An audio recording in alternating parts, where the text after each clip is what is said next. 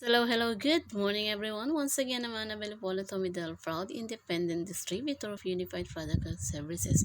Our step-by-step tutorial for today is how to load our reseller. So, click po natin yung ating Unified Product and Services. From there, kapag makikita nyo naka-online kayo, kung hindi, login lang po. So, login po natin yung account nating may laman. Then, password na hindi nyo naman nakikita. So, login lang po tayo. So, once na may laman po yan, so, makikita nyo yung e-cash, meron pang 500.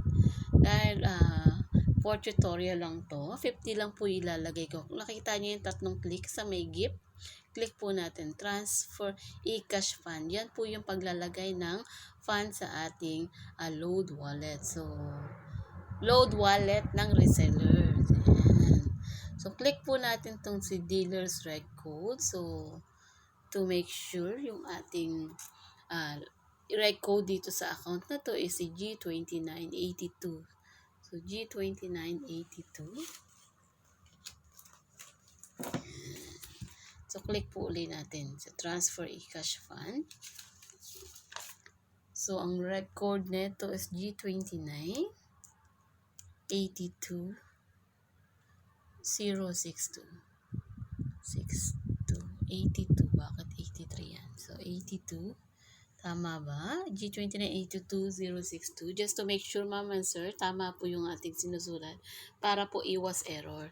So, hindi naman magbabalidate yan pag hindi tama yung ating na-key-in na mga reg code or reg code din ng reseller. So, dahil practice lang naman po, sige, successfully validated. So, validated po kasi tama po yung nalagay natin. So, any amount naman po pagpapasa kasi free of charge naman. So, pasahan ko lang ng 50 itong ating reseller na ito. So, submit po natin. May password pa pala. So, password nito is sana tama. Invalid daw. So, mali. So, yung isang password ko is hindi nyo naman po nakikita. So, successfully na po yung ating transfer ng load. So, kung mapapansin nyo dyan, 470 na lang. To make sure, hanapin po natin sa reports. Sa general reports po natin, makikita natin e-cash to available funds. So, magpasa po tayo ng 50, meron po tayong income na piso. So, that's all lang po for today. Once again naman, nabili po ulit Medal, proud independent distributor of unified product and services. Good morning.